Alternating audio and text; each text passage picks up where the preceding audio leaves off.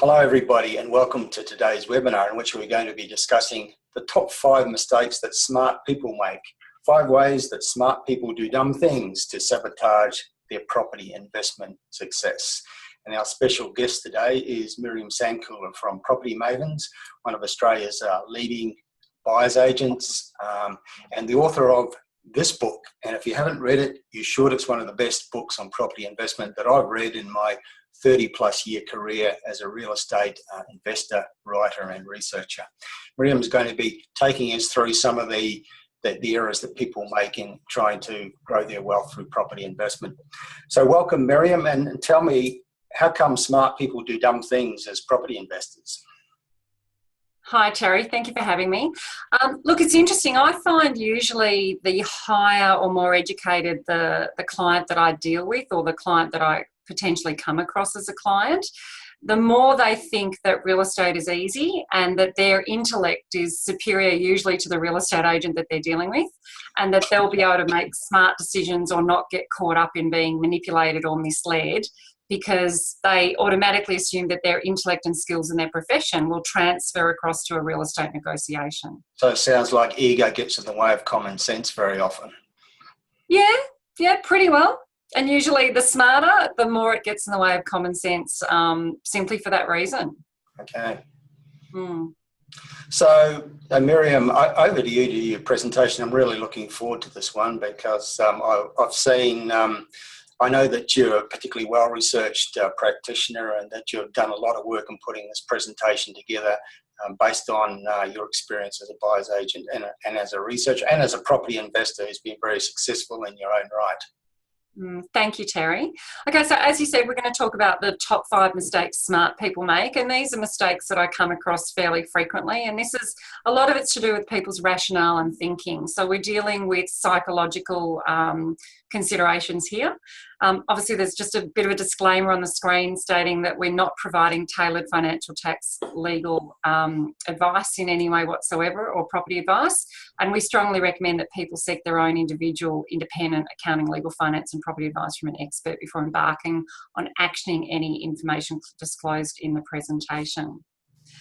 So what we're going to address today are, as I said, initially just the most common mistakes, over-analysis, how people can get stuck in over-analysis and the consequences of that, managing expectations, understanding supply and demand, and then property pricing, which is fairly complex in its own right.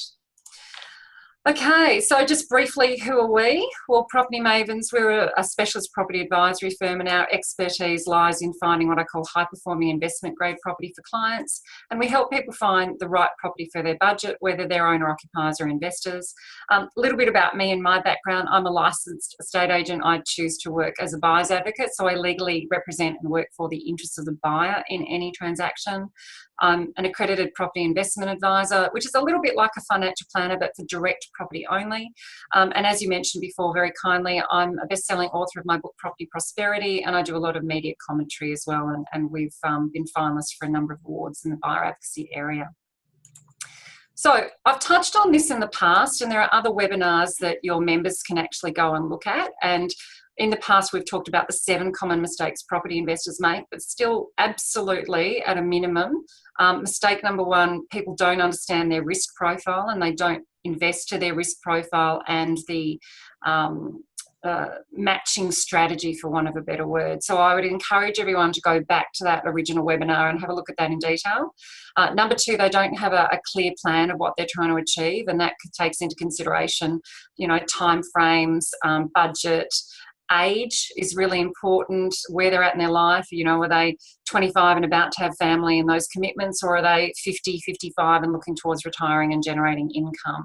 So that's something to really take into account, and also engaging the right experts at the right time to help mitigate risk and maximise returns. So think of property investing as a business. You want to get the right advice in any business to make sure it's a success, and property investing is no different. So I'd encourage everyone at a minimum just to go back and have a look at those webinars, and there's lots of detail on those, but those 3 points specifically can make a massive difference. So this is what I come across a lot, over-analysis, and if there's a common phrase out there that over-analysis leads to analysis paralysis. And there has to come a point in time where investors draw a line in the sand and make a decision. You know, and a lot of the questions I get are, when is the best time to invest? Well, you know, quite frankly, one of the best times to invest is when the bank's going to give you the money, because if you don't have a bank who's prepared to lend you money for whatever reason, you're just simply not going to get in the market. So rather than chasing a cycle, or where is everything at in terms of the property cycle, and that's the best time to jump in, you may find, for whatever reason, lending policy changes constantly. It might be the right time in the cycle, but the banks may decide they don't want to give you the money. So first and foremost, I always start from the position of, can you get money? And if so, that's the time to buy. And then obviously you have to take other factors into consideration. So the reality is the market changes constantly depending on various factors, including economics, you know, how the economics within the particular state or city are performing. Interest rates, that's a factor. Supply and demand, that's a factor.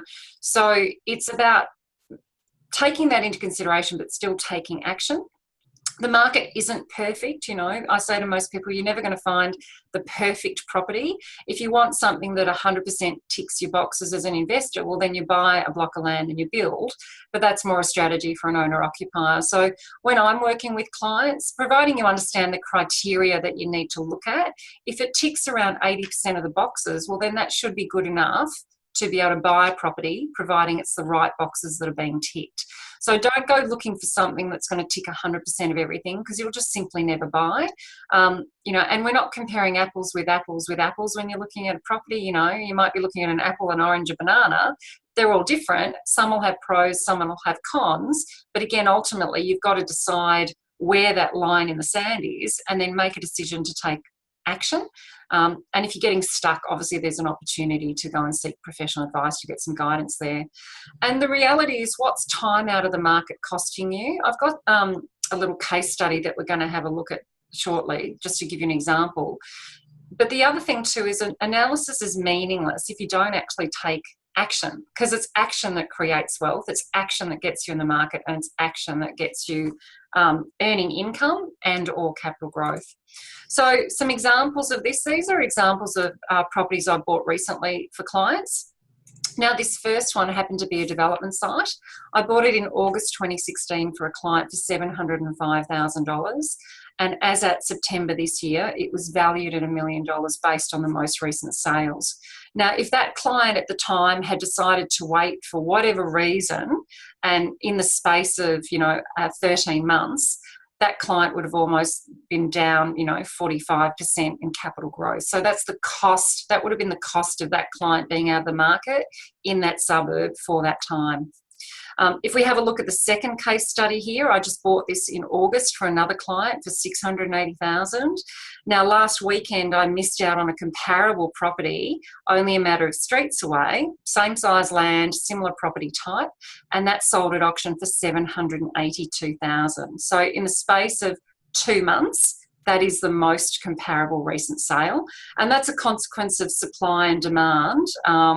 And that's a radical change in that short time. But that's, again, typical. If someone had even waited that period of time before they made a decision, that's potentially the cost. Another example here, this little villa unit I bought for a client in April of 2017 for $510,000. Bought that one off market. And, here we are only a matter of months, 7 months later, and the most recent comparable is at $610,000. So the cost of deciding, talking to 20 different people, getting 20 different opinions, do I buy in Sydney, do I buy in Brisbane, do I buy in Melbourne? And you're busy running around, asking everyone what their thoughts are, but not drawing the line in the sand. That is the consequence if you're buying investment grade property, or examples of what's certainly happening in the market in Melbourne in terms of what I'm buying and the clients that I'm working with. What are your thoughts on that, Terry?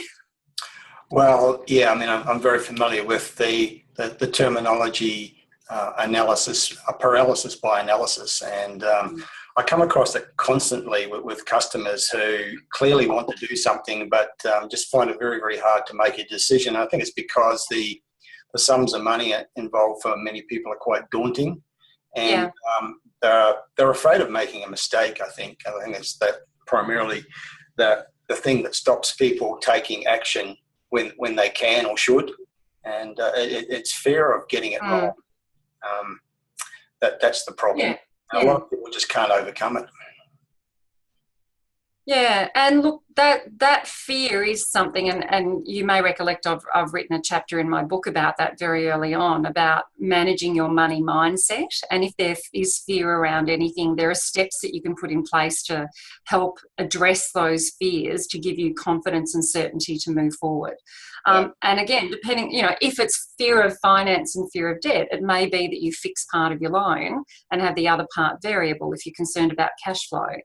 If it's fear of making a poor investment decision, well, that's where you might engage a buyer's advocate to give you guidance and support around doing that. If it's fear of not knowing what it's going to cost you to maintain a property, or if there are problems with it, that's where you do a building and pest inspection before you buy it. So depending on the fear and concern, that will dictate the action you need to take to be able to get past that. Yeah. But there's, and I would certainly understand that your members and your clients absolutely are coming to you for research and data so they can form an opinion. But again, the next step is to take the action and understand that if they don't, well, they're missing out on capital growth. And I say to clients, so for example, this client at the top here, and all of them, they've all paid me thousands of dollars to work for them and to go out there and do all the work and do all the research and find the properties and assess and negotiate. But they're all literally hundreds of thousands of dollars better off as a result. So for people to think, I'll do it myself, I'll save the money. Well, if you're in the market for 6 months missing out, you haven't actually saved money. It still cost you. It's just an invisible cost in that the prices have escalated and you've not put 2 and 2 together. So people will pay time out of the market, particularly if it's in a strong market and they're looking to areas where there's high demand and low supply. They will pay a price to not buy. They're just frequently not aware of it. Yeah, I think one of the best ways that people can overcome that fear of taking action, and you touched on this early in your presentation, that is having a team around them, a team of people that they trust in various areas of expertise, a really good buyer's agent, a good source of information, a good mortgage broker, a good accountant who understands real estate, being willing to actually pay for experts in particular areas. And so you have a team that you can rely on and trust. It's a very good way of overcoming that paralysis by analysis problem that prevents a lot of people from taking action from which they would profit.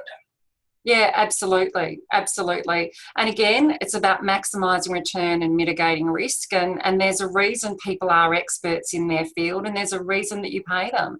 And the reality is it's very easy to make mistakes when it comes to property investing, because it's never what you know, it's always what you don't know. And that's where people come unstuck. And I've seen people do it time and time again when I look at their property portfolios and they ask me to assess them, and then I can do a report around it and just highlight 4 distinct areas that are affecting that property's ability to grow in value or not, and to give them evidence in which to make a decision around whether to keep it or not, because an underperforming or poor performing property in a portfolio isn't a good thing to have. And if people are holding on in the hope that it'll go up but it won't, and all they're doing is tying up borrowing capacity that could be better invested elsewhere, that's important information to find out. So there is a reason to engage experts, because every time someone thinks they're saving money, well, quite often it's costing them more, but they just don't realise it. And often it's after they've made the buying decision, the purchase, and then it's too late. They've invested hundreds of thousands.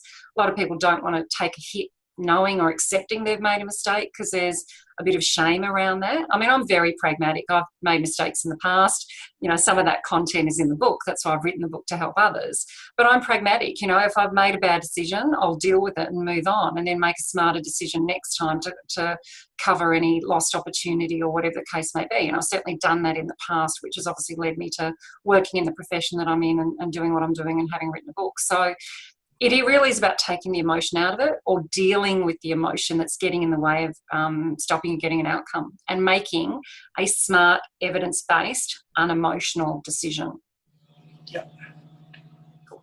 Okay, so moving on, managing expectations, which is a little bit about what I was just talking about.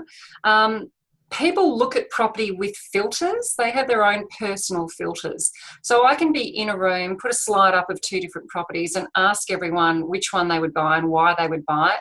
It's always fascinating to hear people's justification. or their reasoning, and it's through nothing other than filters, because I've given them no information other than a picture, and then their personal filters and experiences come into play. So it's really important to understand as an individual, to be conscious of that. You know, do I have expectations, or do I have an illusion or a belief system around what it needs to be for me to buy? And if that's an expectation or a filter that's potentially getting in your way, well, then you need to deal with it. So when I work with clients, I'm sometimes challenging their thinking, because certainly some of it will be valid, but if there's anything that gets in their way that stops them getting an outcome, well, then we usually have a conversation around that, because that's pretty well a lot of what I do personally, help clients get an outcome to help them get out of their own way, if that makes sense. Then the other thing is the property expectation. I mentioned it before. You're never in a second-hand market when we're dealing with established property. And again, there'll be a webinar that Terry and I have done around buying for land value and what makes an investment-grade property. So have a look at that. But if we're buying established property, you need to understand that with second-hand property, property that's 20, 30 years old, 50 years old, whatever the case may be, it's not going to necessarily have 100% of what you want, but that doesn't mean you throw it out and don't consider it. So come back to that 80% rule, providing you're looking for an investment and it doesn't need to meet emotional or personal needs like a home buyer. If it ticks 80% of the right criteria in the right boxes, well, then look at it seriously with the view to buying it. You still do your due diligence, you still do your contract reviews and your building and pest inspections, but that's the line in the sand to take action. Otherwise, all you'll do is keep looking and thinking the grass is greener, and that's where people get stuck. Then again, we've got market expectations. I come across this frequently. What someone wants to pay for a property, what the market price for the property is, and what you need to pay under competition are often three different things. So again, do adequate research to understand it's never about what you want to pay. If it's the right property in the right location, it's an A grade and it's going to attract a lot of competition, but that is what will engender capital growth for you down the track. Well, then be realistic around where the market's at for that and where you need to be to buy it. Otherwise, you'll just simply keep missing out and you won't buy. And so that's around price expectation too, in particular. Just be conscious of that, because, there's no second place at an auction if you miss out. It's only the person that understands where they need to be to buy it that will win or purchase that property. And then you have to start from scratch and start the whole journey again. And if it took you 4 months to find this one and it's cost you in the market, you can get help from a buyer's advocate just to assess and negotiate a property for you. You don't have to get them to find it. You can do that, but they can at least come in at the end and tell you in reality what you need to spend. Otherwise, you may just simply miss out and have to start that merry-go-round again. Okay, so moving on. The next thing to really understand that's important are supply and demand factors. So I talk about the micro and macroeconomics of real estate, and it's about having a tightly defined location that you're considering, not just a suburb that you like or that's got leafy streets that's really pretty. There've got to be more fundamentals around it. So if we talk macroeconomic factors, you want to be looking in an area where there's strong population growth, there's adequate property supply, there's good employment opportunities, and there's infrastructure development or established infrastructure there. So that's sort of your basic area search, for want of a better word.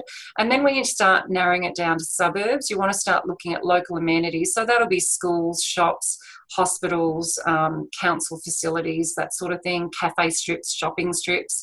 You want to look at the buyer demand and the types of demand there, and the tenant demand as well. So people understand supply, but they don't, people understand demand, but they don't necessarily understand supply or oversupply and the implications around that. So it's really important to consider. So for example, if we look at this little image on the left, we're talking about house and land packages. Frequently, they're going to be in outer areas. There's going to be the opportunity to buy a brand new home in the state.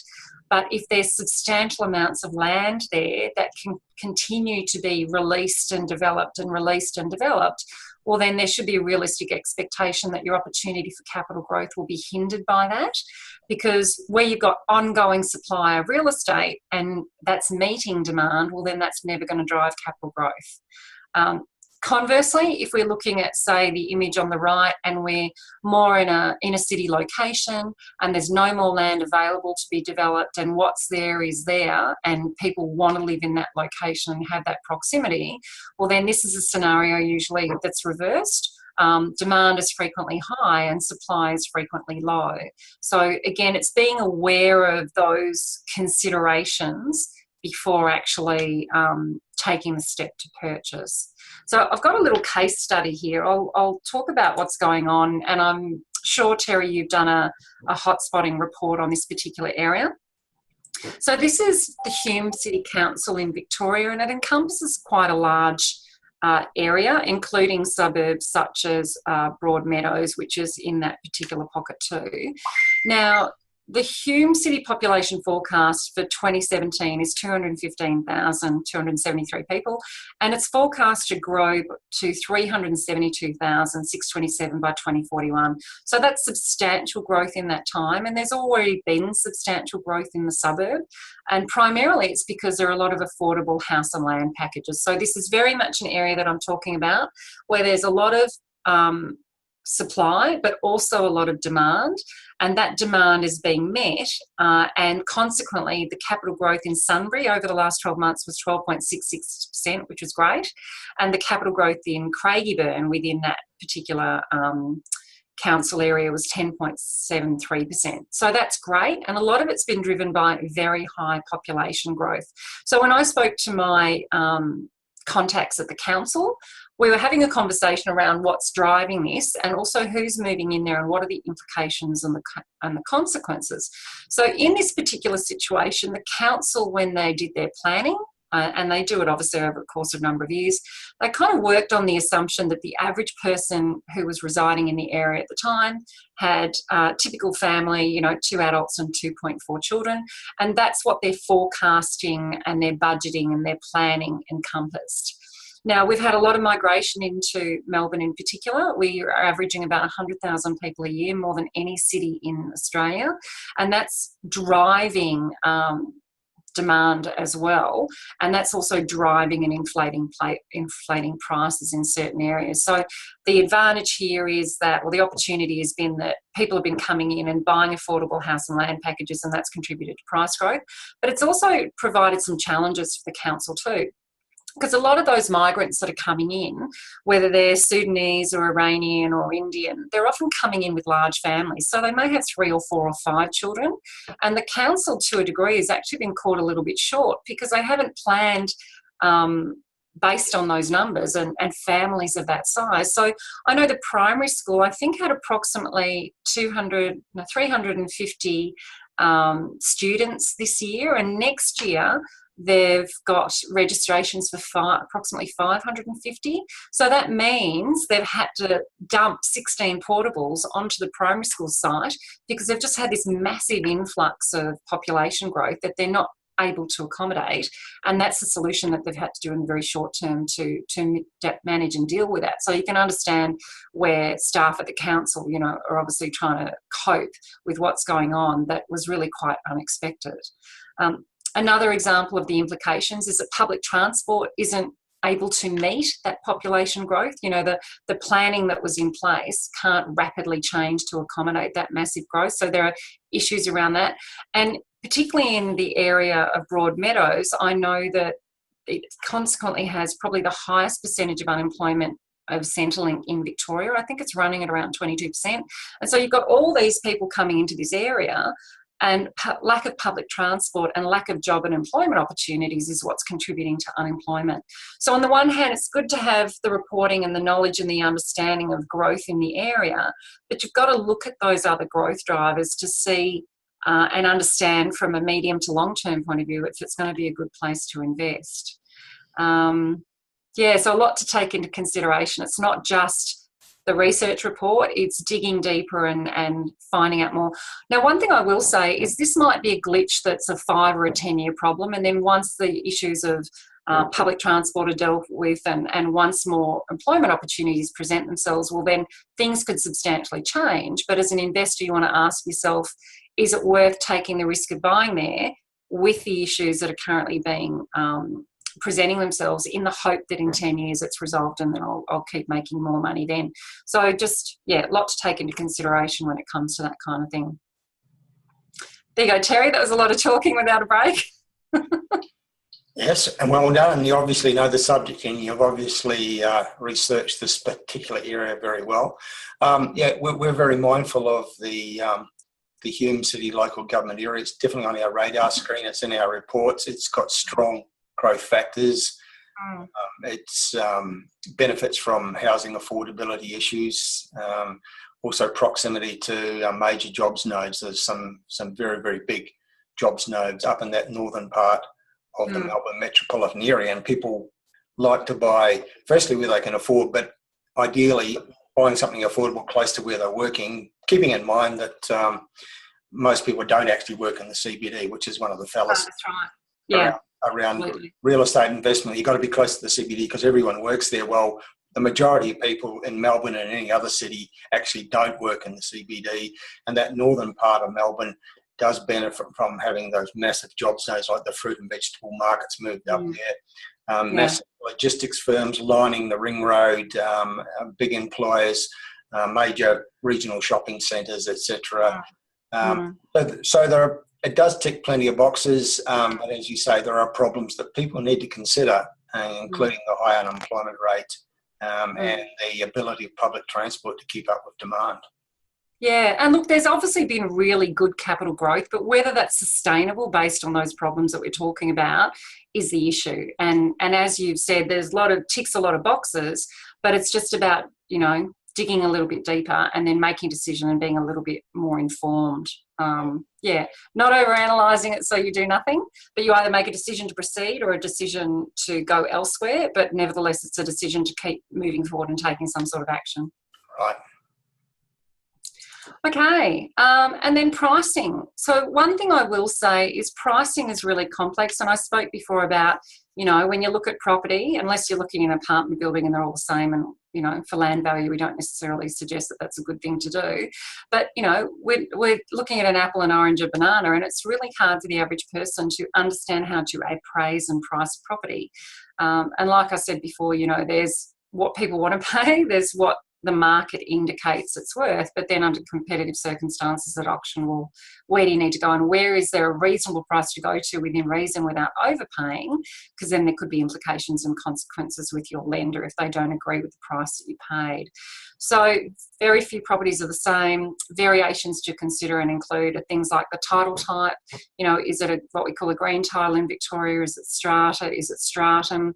Because depending on the title, that will influence or dictate a lender's willingness to lend or the percentage that they're going to lend on it. So be careful, if someone's buying and they suddenly buy a stratum property at auction and they assume it's okay because their lender's given them approval. If they haven't checked with their lender on that first, they might find that they're getting less money lent to them or they're having to tip in more of equity than what they originally thought about. Zoning type, that'll obviously influence a property's value. So whether they're in a purely residential zone, whether the property itself is mixed use or commercial. The land size comes into play, the land shape, and more importantly, the land value. So if I talk about shape, is it a regular block? Is it a standard rectangular block? Can someone do something more with it? Is it a property that potentially has the ability to be renovated and extended, or is it a site that can be subdivided and further developed? So all of those things, and then who's buying that property? Who's your competition on the day? All of that stuff has to be taken into consideration to form an overall picture of where you need to be able to purchase it. And then we've got the property type as well. what is it made of? What's the style? How big is it? What are the construction materials? Is it a period home? Is it a modern home? I'm looking at a situation for a client at the moment where we've come across a potential development site, but in reality, the home is too new and too modern to warrant paying the price that the vendor wants, because we really want as high a land value as possible. And this particular property doesn't ultimately represent good value compared to another property that's a little bit smaller but substantially less for the reasons I've just described. So look, it is complex.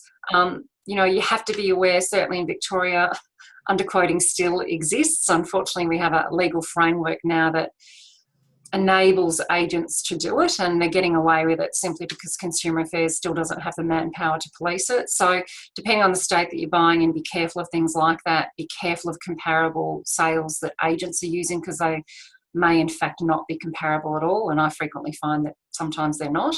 And then again, be careful of overpaying. Just because you've got the money to spend doesn't mean the property's worth that, and the bank may not agree with you, and that's a trick as well. So who can help you? Well, a licensed and sworn valuer can. You'll probably pay them $700 to come out and put a price on the property, and that will be based on most recent sales evidence. Now, that doesn't necessarily take into account what you need to pay for it on the day. So to give you a minimum benchmark of where you probably need to be or what it's worth, but then you've got to make informed decisions around where you're prepared to stretch to, if at all, to purchase it. And so that's something to take into account. A licensed buyer agent, and I mean licensed as in they've got their real estate agent's license and they're actually legally qualified to give you advice around this, because there are a lot of buyer agents out there calling themselves that but not qualified or not licensed, or they're selling agents pretending to be buyer agents. So a licensed buyer's advocate can help you with pricing as well. A lot of them offer and assess and negotiate service for you too. So again, there's a tendency where smart people, in my experience, tend to think that it's not too hard to figure out and that they're not going to necessarily get caught out by an agent, because their intellect is such that, they're smarter than the agent, so they're not going to come unstuck. But it's not about being smart when you're dealing in real estate. It's about understanding all the considerations and what you need to do to actually ultimately secure an outcome for yourself and a satisfactory one. Yeah, Miriam, I just think that the slide that's currently on the screen and what you've just said about it is a wonderful case for the importance of having experts on your team and be willing to pay qualified people that you trust to help you, because determining value, considering all those aspects, title, zoning, land size, etc., I think it's beyond the average person. If for no other reason, they just don't have the time with their busy lives to put into actually researching all of that and coming up with a logical answer. And the smart way to proceed is to engage a buyer's agent such as yourself, or pay a valuer to give the answer. Willing to pay for professional advice and have people like that on your team. And certainly, we have a sworn valuer on call who, if I ever come across a property and there's a bit of an anomaly or something, we'll have a chat around it. We'll talk about the implications of it. So, in our office here, we're continually educating ourselves around certain things. What are the implications of buying near an electricity tower, and how far away do we need to be from that for it not to affect the value of the property? So, creeks and all sorts of things that come into play, or being too close to a commercial zone, things like that. So we're forever having to look at each property on a case-by-case basis, understand things that affect it, even proximity to housing commission or social housing property we need to take into consideration, because that will have implications around the value as well. So, we are experts, but we still also seek expert help where we need it or feel we need a little bit of support. So don't feel that it's a bad thing to do it. And look, I've had a situation with one client where we were purchasing a property for them, and together we agreed that this was such a unique property it was appropriate to get a sworn valuer or a licensed valuer in. And we were able to save him $200,000 on the purchase, because the vendor's expectation and what the property were worth were totally different. And consequently, in that little exercise alone, because the price was so overquoted, we were able to get him a $200,000 saving as a result. Yeah. It reminds me of when I purchased my home that I currently live in, I achieved a 20% reduction based on the asking price by getting not one but two valuations from two different valuers, providing the evidence that I thought existed that they were asking too much. And with the evidence of not one but two valuations, the vendor was able to see sense and bring down their price. Substantial saving, but a lot of people who hadn't been willing to go to those lengths to establish the true value of the property ended up paying too much. Absolutely, and that's a really good strategy. And I suppose the other thing too, it's also understanding that sometimes even licensed valuers, there can be up to a 5% variation, because it's very hard to put an exact price on, and a valuer will usually have a range. And I've seen valuations come in on the same property with a 5% leeway, and that's deemed acceptable. But, on a $950,000 property, that still might be a $45,000 difference. So, at least in doing that, obviously you've got a really good outcome, and that works really well if you've got property up for private sale. Auctions are totally different kettle of fish and much more complex, because you've got that whole emotional factor and time under pressure, and people do silly things at auctions as a result, including the result I saw last weekend where, quite frankly, the couple that bought it totally overpaid for it, and I think easily they were $50,000 over where that sat at the top range of where I'd appraised it. But anyway, that's their issue, their choice. It's rest assured this is one of the most complex parts of buying property.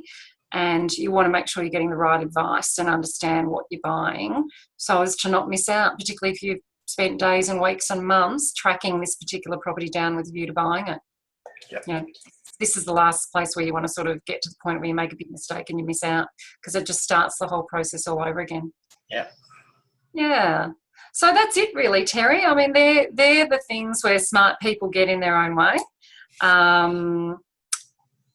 Because intellect and skill set in their own profession doesn't necessarily translate to buying real estate. So I know we don't have any questions now, but certainly I did want to put an offer forward for any attendees that are viewing the webinar. If you really want to check out how smart you are and how much of a guru you are when it comes to property investing, we have a little quiz that you can take. It's a free quiz. It'll take you just a matter of minutes. If you go onto my website, propertymavens.com.au, click on resources and then click on rate your property expertise. Go through, pop in your details, start the quiz, and that'll break down 7 sectors where you can get an assessment around where your knowledge gaps are. So it'll highlight to you where you're really knowledgeable. It'll highlight where you probably need to improve your knowledge and maybe get some assistance as well. Feel free to do that too. And then again, the usual opportunity, this is what we do. We buy investment grade property for clients. If anyone would like to contact us for help, feel free to get in touch, and we're happy to offer a free consultation for all of the Hotspotting members. Okay, Miriam, well, I've got a few questions for you on behalf of our listeners. If I could toss a few of them at you. Okay, go for it. One of the phrases you used in your presentation that I rather liked, but I wondered if you could expand on a little bit. It's that you said it's not what you know, it's what you don't know. And I wondered if you could toss in an example or two of perhaps case studies of people who have come across through what they didn't know. Yeah, so I had some clients that came in once, and they'd actually bought and developed or built a house and land package in an area where, they'd done the research, it was growing and so forth, and they'd literally carefully ticked every single box. But the reason they were having problems with the property is that they didn't take into account that the amount of rent they were asking to lease the property was about the same amount of money as what someone would be paying on a mortgage. So because they were in an affordable area and because of interest rates at the time, anyone with a deposit and the capacity to buy and build their own home was consequently doing that. And they were finding that they couldn't lease their property because everyone in the area were home buyers that had the ability to buy and build their own home for the same amount of money as the rent. So that's one clear example that comes to mind. And in the end, they had to sell the property because they just simply could not rent it. And it ultimately didn't end up being an asset that was generating any income for them. And they didn't make a lot of capital growth in the process, but they understood that they didn't give consideration to who their tenant would be and who it needed to be to help them hold the property so that it would grow in value over time. So that's definitely where they came unstuck in the process. Okay. You mentioned that a lot of people look at property through filters, their own set of filters. And Yeah. in my mind, filters often means prejudices or biases that a lot of people think they know something about real estate. And I often think, particularly when I'm speaking to live audiences, based on the questions I'm getting, that people have their heads full of misinformation, and they need to unlearn what they think they know and start again by going with experts like yourself. Do you find that in your work as a buyer's agent? Oh, frequently. One of the common filters is when I present a property to a client, they look at or assess it on the basis that they wouldn't live there. That becomes totally irrelevant because we're not buying a home for them, we're buying an investment property. And it's important to understand that they may not be the demographic that we're looking for to rent the property from them. So whether or not they would live there is totally irrelevant. That's just simply one common, thought process that I come across. What else? Don't like the style of it, don't like the colour of it. I had one client once who I found an incredible investment grade property for, and she rejected it because she had one like that but in a totally different regional town. And so her rationale was she didn't want two properties that were similar, even though they were in two totally different regional cities. And to be honest, that was quite ridiculous because in every sense of the word, it really was an investment grade property, which highlighted she'd done very well in the other place on her own. But it really wasn't, a valid reason to walk away from what was an exceptional opportunity just because of the fact that, she wanted a different type when it was an investment grade property and it did meet her brief. And notwithstanding, it was her prerogative to reject it. But it wasn't, it wasn't a really logical or rational reason. And this is where people come unstuck.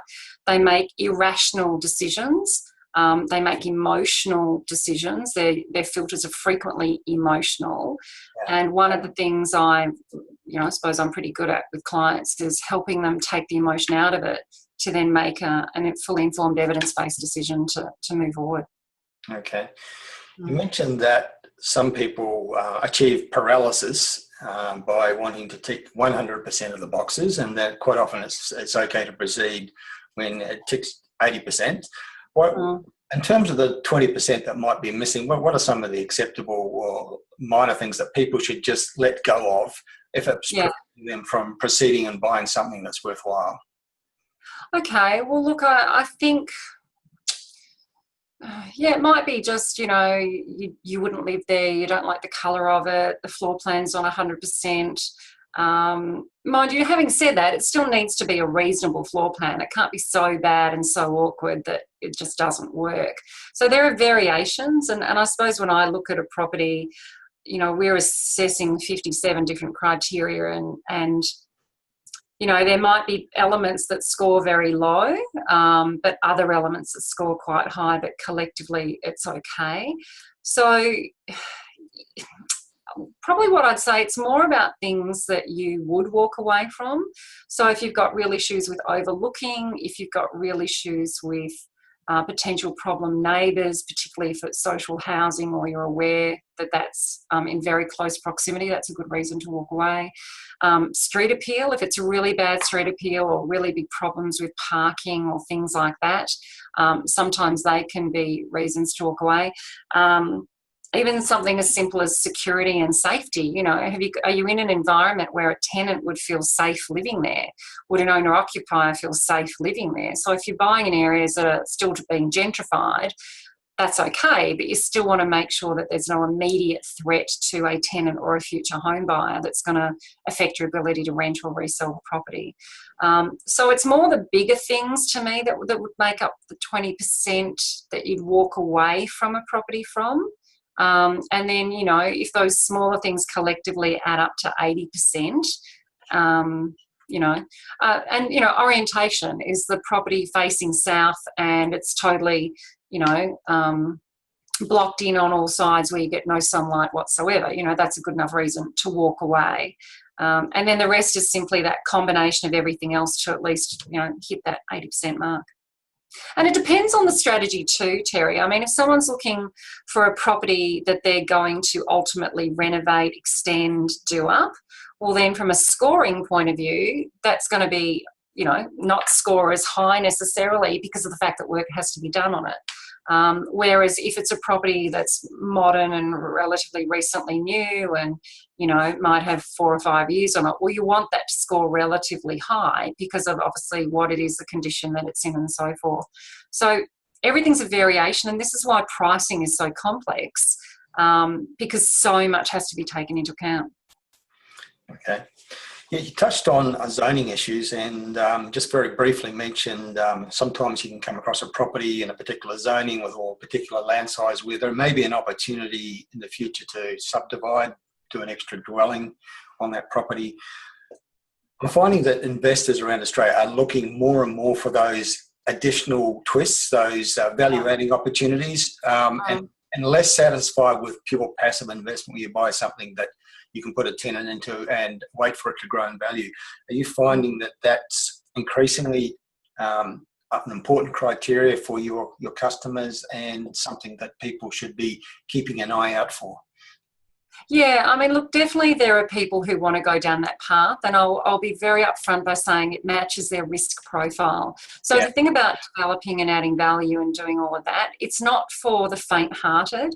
The reason you make big returns is because there are big risks that come with it, and you can equally lose a lot of money. So if you don't know what you don't know and you're doing it for the first time, chances are you'll make mistakes because you simply don't know what you don't know, and you may overcapitalise, you may simply do the wrong thing. So when I'm looking for those sorts of properties and sites, I'm only working with investors who have a very high risk profile. They understand it's a high risk strategy. They've either got experience or knowledge or connections or someone who can project manage and do it for them, obviously for a fee, and that mitigates some of that risk. But I don't do it for everyone, and not everyone wants it because they want to be able to sleep at night. So yes, that's some of what I do for some of my clients, but that's probably a smaller percentage because of that high risk component. And one thing I'll say, if you're working as a couple, you want to invest to the person with the lowest risk profile. Otherwise, you'll fight about money. That person will be stressed and it's not good for the relationship. Okay, Miriam, well, thank you. I think that probably brings us towards the end of our session. Thank you for your presentation. I must say that I always get a great feeling of comfort and assurance when I'm listening to you do a presentation, because clearly you are very, very good at what you do. You know your territory very well, and you also clearly do a lot of research as part of the process of acting as a buyer's agent for people, and your attention to detail is very great. So I'm sure that people listening today will have got that same feeling that they can trust what they're hearing, and that they should put into action the sorts of advices that you're giving them.